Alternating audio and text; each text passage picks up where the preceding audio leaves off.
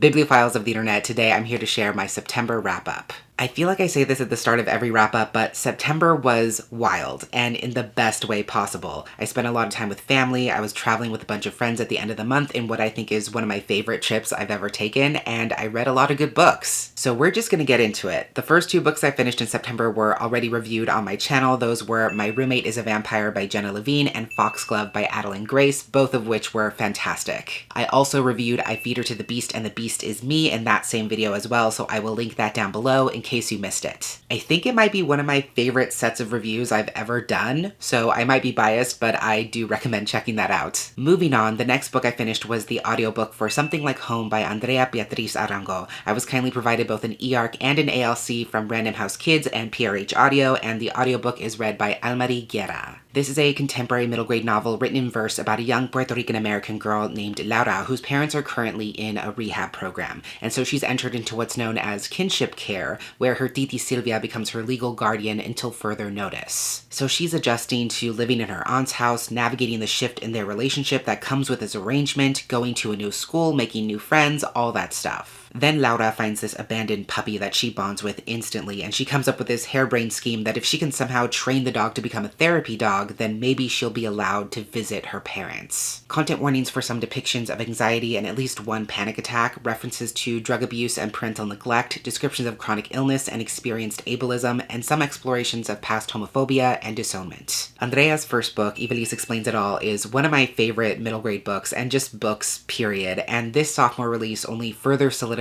exactly why that is. The story is both tender and hard-hitting in a lot of ways, but it's also full of hope and light. It's deeply emotional and doesn't shy away from topics like child neglect, parents with substance abuse issues, what it's like to adjust dynamics when a secondary family member becomes your primary caregiver, but it's done with such care and grace. I feel like the through line for Andrea's book so far is this concept, this truth, that while children don't always have the power to advocate for themselves, they do in fact have agency, and they do know exactly what they need, even if it might be difficult for them to ask or express.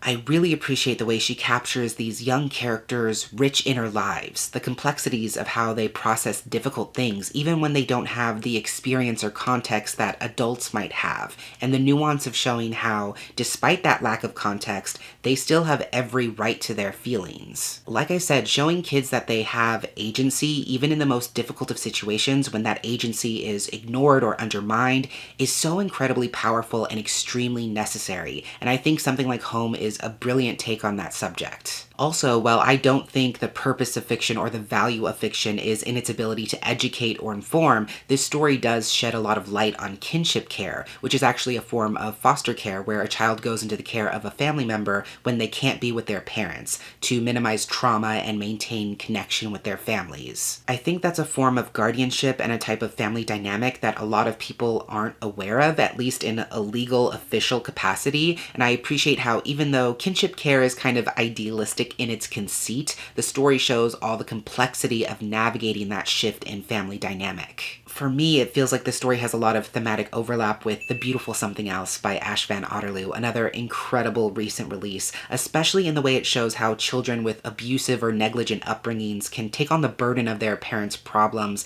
and internalize them as something that they have to account for and they have to fix. So a lot of the story is Laura trying to make up for that misplaced guilt, feeling responsible for what her parents are going through, and ultimately realizing that it's possible for her to want something better for herself and want something better for her parents. Those are not competing, but rather coexisting desires. Laura's journey is not an easy one, and the story doesn't attempt to offer any definitive answers or solutions to a situation that has a lot of moving parts, which I really appreciate. This was such a beautiful story. I definitely cried at the end, and I gave it 5 stars. Then I listened to the audiobook for Witch of Wild Things by Raquel Vasquez Gilliland, read by Krista Gonzalez. The ALC was once again provided by PRH Audio, and I was also kindly sent a finished copy from Berkeley Romance. This is Raquel's adult romance debut. It's a mixture of magical realism and contemporary romance following Sage Flores, who belongs to a family where all the women have mysterious gifts, and her gift is that she can commune with plants. She's basically been running from her family and her magic ever since her younger sister tragically passed, which sort of tore her family apart. But now, 8 years later, she's finally returning to her hometown to take a job working for a rose farm and help them discover unusual heritage specimens. Obviously, with the help of her magic, this job is the perfect fit for her, but she's thrown a curveball when she's partnered up with Tennessee Reyes,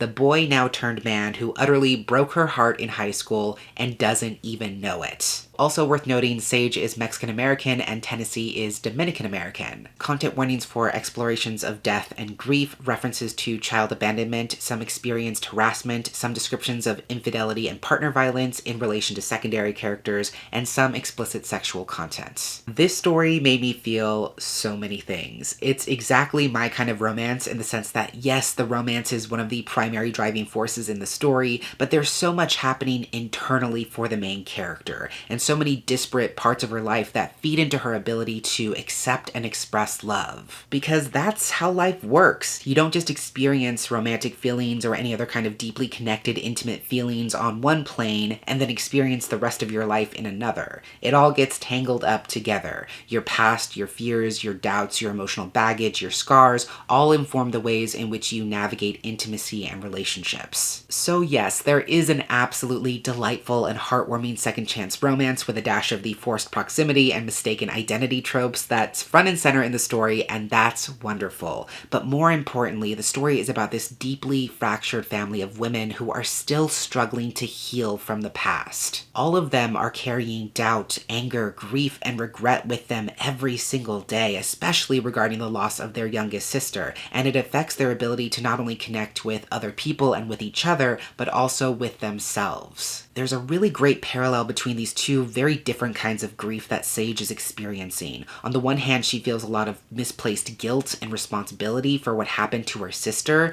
and she's also secretly grieving this past heartache that happened with Ten that sometimes overshadows their current relationship in some ways. Add that to this magic that she's still hiding, that she's still ashamed of to some extent, and also this very tumultuous history of being used and mistreated and discarded by men, and that grief takes on a whole new weight. That's why this budding relationship with Ten is so moving, so gentle, so resonant, because he's very careful with her. He's very intentional in what he does. He makes her feel seen and wanted and chosen. His presence is comforting to the point where she feels safe sharing things that she never talks about. And that's ultimately what the story is building towards, how love means never having to hide yourself, even the unsavory, unlikable, complicated, allegedly unlovable parts of yourself, and that it's okay to break sometimes if that's what it takes to get to a better place. To me, this was such a cozy romance. There's definitely a sense of warmth and comfort and closeness to the story, especially with the small town vibes and the magical realism. I love the complexity of the characters, the gentleness of the second chance romance,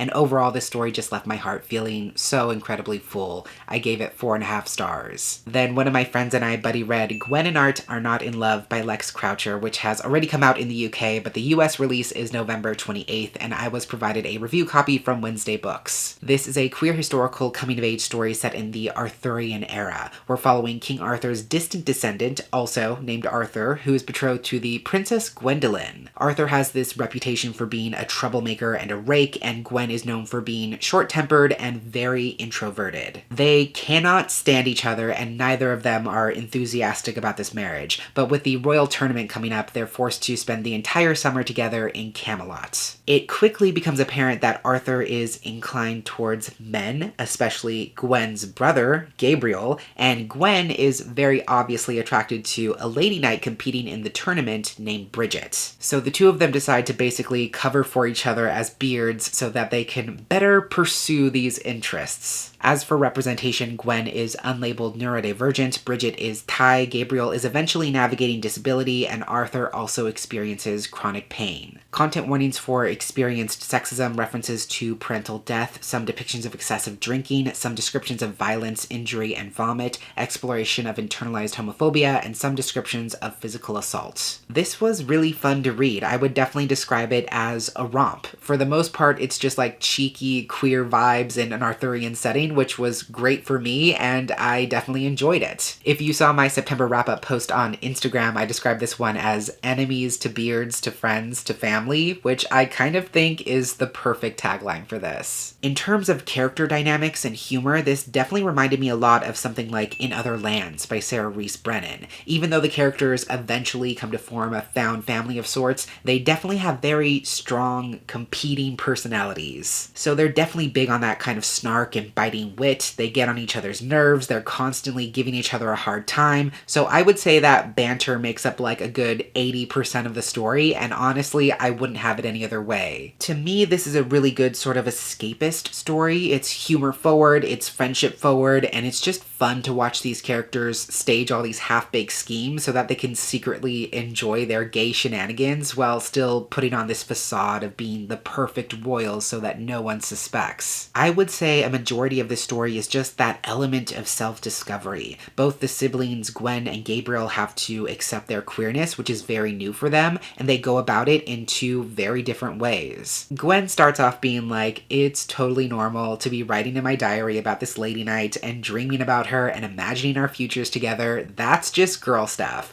And she has a much easier time piecing together that she's actually attracted to this person. Gabriel, on the other hand, has a lot of internalized homophobia and a lot of fear surrounding being gay. And he's also the crown prince, the next future king of England, and his perspective is that he just doesn't have time to be gay. So it's harder for him to accept himself. It's more of a journey for him, but he still has a lot of endearing and hilarious moments with Arthur along the way, which is really fun. What took this from being a potentially 4 or 4.5 star read for me is that the final act is the story trying to be something it's not. I think you can tell from the synopsis that this premise is not very plot heavy, and more importantly, it doesn't have to be because it already has a lot of things going on. There's self-discovery, there's coming to terms with queerness, there's coming of age as the characters face down the reality and responsibility of being royalty, there's budding queer romance that the characters are trying to keep under wraps for their own safety. Just trying to navigate queerness and figure out what a fulfilling queer future looks like for these characters in this medieval society is a rich and worthwhile plot in and of itself. But for some reason, in the final act, the story feels the need to shoehorn in this subplot that's been kind of intermittently info dumped throughout, so I won't say it's a surprise, but this subplot is nowhere near as engaging as the main plot,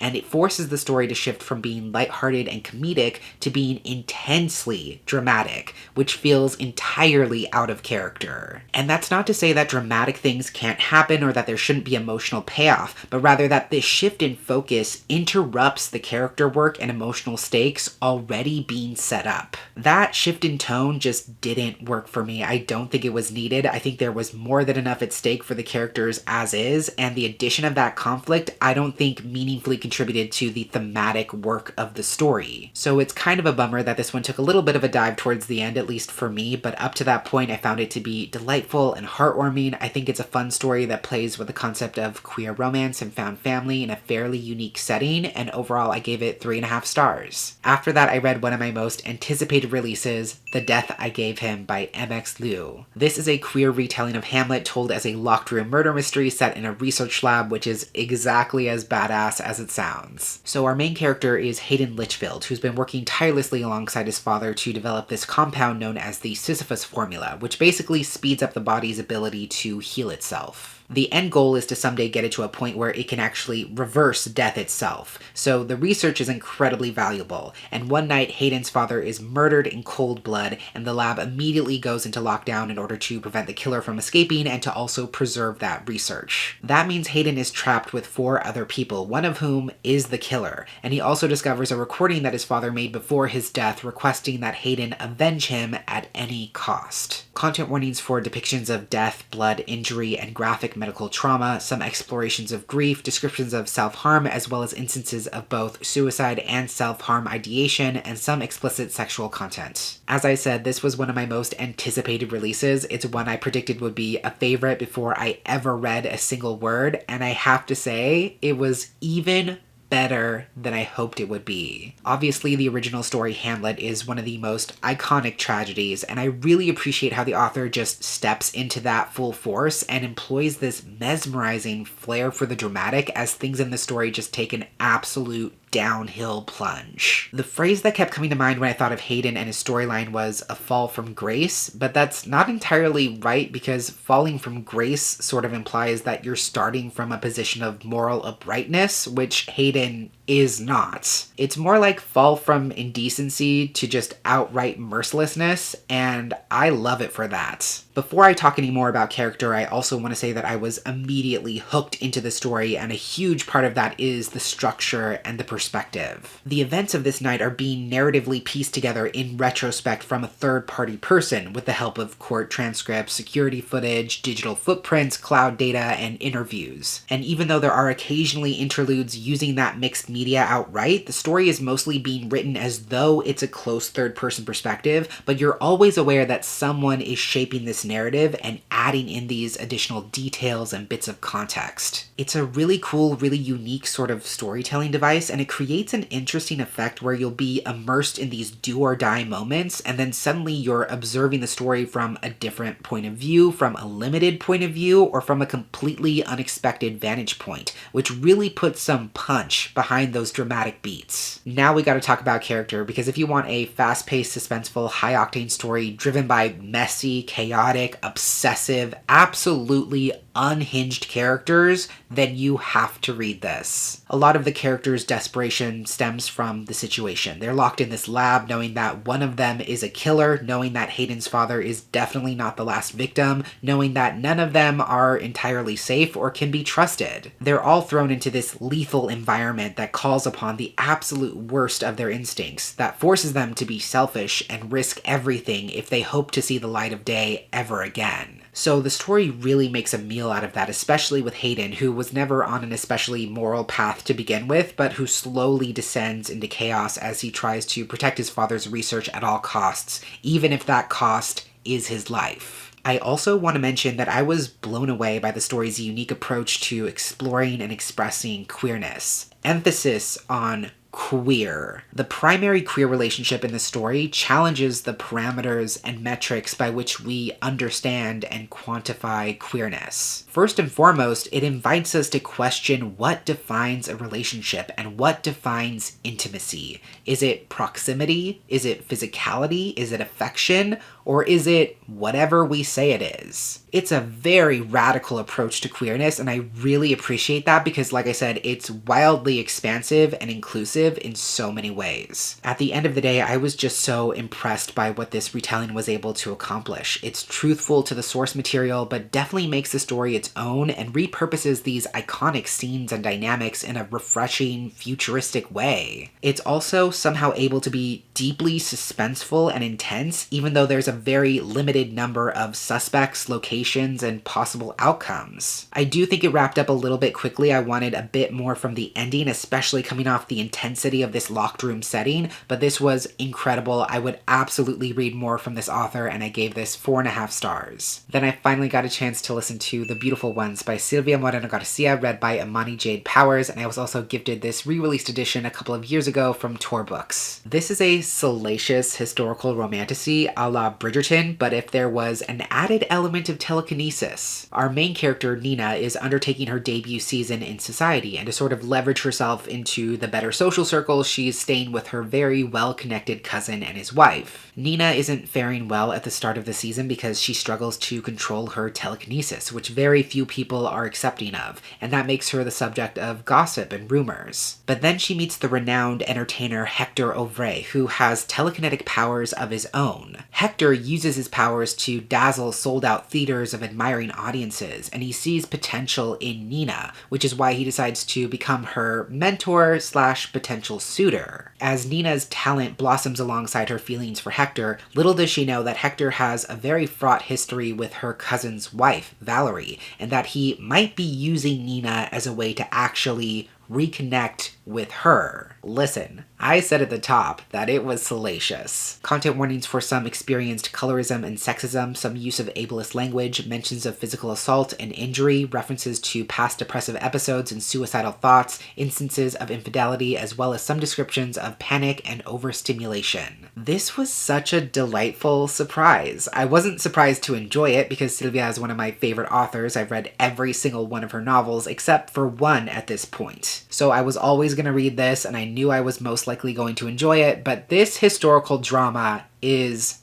delicious. Whenever talking about Silvia's work, I always have to mention how much I admire her range as an author. You are never going to get the same story twice from Silvia. She has certain thematic through lines and dynamics that she likes to return to, but especially in terms of genre, she refuses to put herself into a box, which is not only admirable, but she has the talent to back up that choice. And even though her books oscillate dramatically in genre from one publication to the next, The Beautiful Ones is still so different from anything she's done before. So the fact that she's able to piece together this intricate story that would seamlessly fit in with any other historical romance out there, but still put her signature stamp on it, is so incredibly impressive. This story is just a wild ride from start to finish. To say it's dramatic, to say it's scandalous, to say the social impropriety is of the highest order is not an oversell in any way, shape, or form. The drama is so real in this one, and the slow-boiling scandal that's inevitably brewing comes to a head in the most satisfying way. And even though the fantasy element of telekinesis is somewhat unexpected for this kind of story, I think it really works because it feeds into how the story is really exploring issues of power and control, especially through social standing and social status. Nina obviously is the centerpiece of the story. Much like she doesn't have control over her telekinesis, she also has nothing to leverage in terms of her social standing. She's been ostracized and isolated from society, and overall her most defining feature is her innocence. She takes everything at face value. She wants to believe the best in people. She believes in the prevailing virtue of love and morality and being a good person,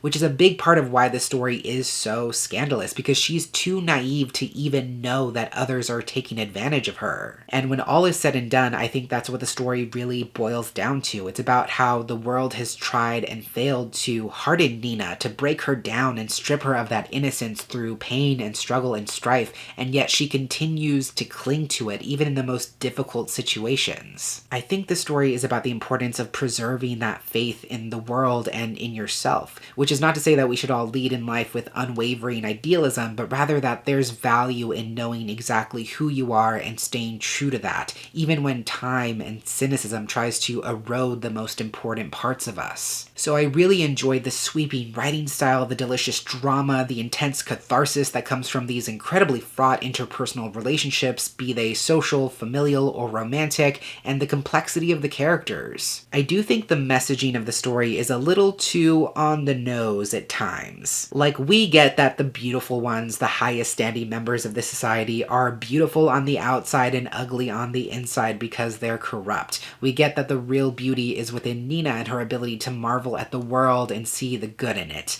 It's very clear, but it's a bit overstated at times. And I will say that even though the villain character is extremely compelling and wonderfully unapologetic, she does get a little twirly mustache towards the end, so there were some things I could have done without, but overall I gave this standout novel a very strong 4 stars. Then I listened to my Patreon pick for the month. As always, if you support the channel on Patreon and pledge any tier over $1, you get to vote in a poll on one book I will definitely read and review for the month. And this month my patrons voted for The Vanished Birds by Simon Jimenez. And again, I listened to the audiobook read by Shayna Small, and I was given access to that audiobook courtesy of PRH Audio. This is an expansive, slow-boiling space opera about Nia, who's a woman outside of place and time, and who travels through space as a mercenary on a humble spaceship. Her life is changed when a mysterious boy falls from the sky and ends up under her charge. This boy is severely traumatized and doesn't speak. His only way of communicating is by playing music on his flute. Nia and this boy, who eventually names himself Aro, connect with each other, and eventually it comes to light that he could be the key to unlocking a new form of space travel, and that there are some people who will do anything to study him and potentially tear this makeshift family apart. Content warnings for parental death and grief, allusions to infidelity, references to past child abuse, some graphic injury and violence, instances of death, execution, and suicide, as well as some sexual content. Before I talk about the book, I did want to give a little PSA and say that I've seen some resources and lists going around that promote Simon Jimenez as a Latina author, and full transparency, I incorrectly made the same assumption myself to begin with, but he is actually Filipino. People in the Philippines and in many Latin American countries share the same colonizer, the Spanish. And that's why we should be careful not to make assumptions about people's ethnicity or identity based on names or appearances or anything of that nature. I'm just gonna say it right now. There's no way I'm doing this book justice. It is so sweepingly ambitious in its scope and its trajectory that there is no possible way I can address every brilliant thing this story is doing. But I can say that it is a stunning,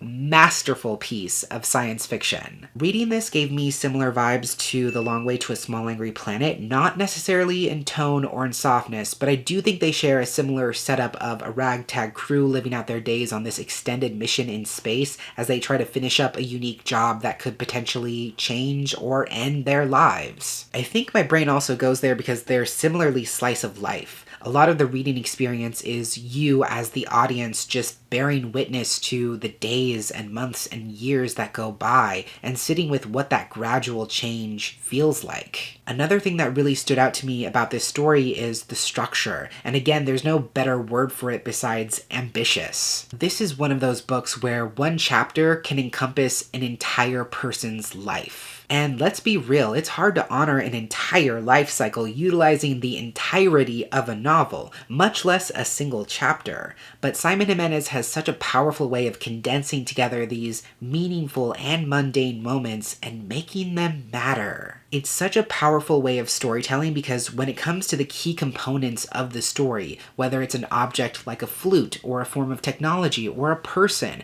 you will know exactly how many hands and lives those things touched, where they came from, how they came to be in this moment, and exactly what they cost. And that's really the central focus, how the cost of the things we take for granted, whether that's love, memories, objects, or the incidental things that show up in our day-to-day lives, is incalculable, is so far greater than we could ever possibly know. When all is said and done, it's a story about love and how love is a promise that we will keep searching for each other in the void, that we will keep reaching out for each other even if we don't know whether the other person is reaching back, that the mark we make on each other can always be traced and found no matter what. Again, this was just a masterclass in quietly emotional sci-fi. It's so rich, so beautiful, so unforgettable, so cinematic, so full of life. I can't wait to read this author's standalone fantasy as well, which I hear is equally fantastic. This was an experience, and there was nothing about it I didn't love. I gave this 5 stars. And the last book I finished for the month was How Moon Fuentes Fell in Love with the Universe, once again by Raquel Vasquez Gilliland. This is an absolute gut punch of a contemporary YA coming-of-age story with a dash of magical realism. It's about a Mexican-American teenager, Moon Fuentes, who thinks of herself as the fat, ugly, unwanted child and the unpaid social media manager for her twin sister, who is this mega religious influencer with like millions of followers and fans. When her sister is invited to be part of this summer tour sponsored by the fictional equivalent of Instagram, Moon finds herself along for the ride and is given a job selling merch. That would be fine if she didn't also have to be the reluctant co-worker to Santiago Phillips, the grumpiest, most argumentative, hottest guy that Moon has ever met. But with the close proximity in both the merch booth and as bunkmates on the tour bus, they slowly but surely start to fall for each other, and their budding relationship starts causing Moon to question whether she's actually destined to be the unnoticed, unloved wallflower she always thought she was. As for representation, as I said, Moon is Mexican-American and also fat. Santiago is also Latino and he is disabled as well because he is an amputee. Content warnings for references to parental death and grief, mentions of depression and suicide, experienced fatphobia, racism, and ableism, internal and external sex shaming, recollections of child abuse, including graphic injury and violence, and some fade to black sexual content. Funnily enough, I was influenced to read this sooner than I would otherwise because my friend Cande wrote a really wonderful review on Instagram, which I'll link down below. I will say that the story didn't hit me to quite the same extent, but it did still definitely hit. I feel like this is the kind of story that has to come with a caveat because the messaging of it is so incredibly necessary. It is ultimately powerful, and it's the kind of story where the intense catharsis comes from the healing, but it's going to take you through all the highs and lows of that process. This is a difficult book to read. Moon is a character who's been horribly abused, who's been taught to hate herself and feel intense shame about who she is, who has the absolute lowest self-esteem and worst self-image. So if you're not in a place to read from that perspective, please don't. That said, even though the story is exploring all of those difficulties and not shying away from that trauma in any way, shape, or form, there's still a sort of tenderness, a gentleness, and even an occasional levity to the story. It's also grounded by a really sweet romance. I really adore the reluctant coworkers to even more reluctant friends to lovers kind of dynamic between Santiago and Moon, and one of the key components in their relationship is Santiago teaching Moon how to cook for herself. I really love that because it's an extremely effective metaphor for care. Because when you can cook, not only do you get to enjoy the pleasure and satisfaction of eating something good, but you're also intentionally taking time to do something for yourself and nourishing yourself,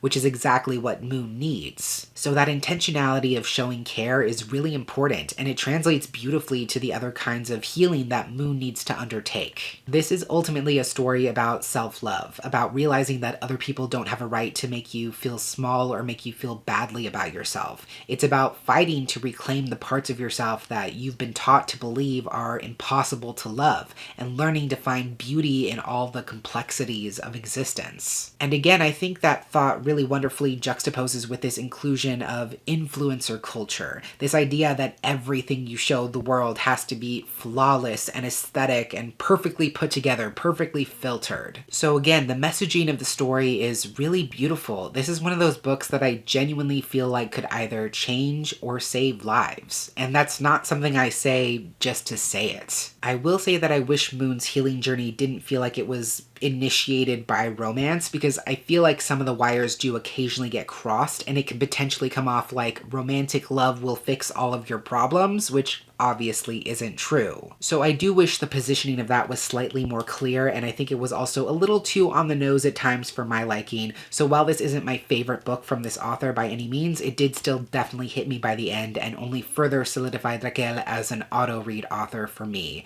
In the end, I gave this 4 stars. So those are all the books I read in September. Like I said, another huge month full of so many incredible reads. If you have any thoughts on any of these, or if you want to share what you read this last month, feel free to drop all of that down below in the comments. But that's everything I had to share for today. Thank you so much for watching, and until next time, educate yourself, be kind to yourself, take care of yourself, and I will catch you on the flip side of the page. Bye!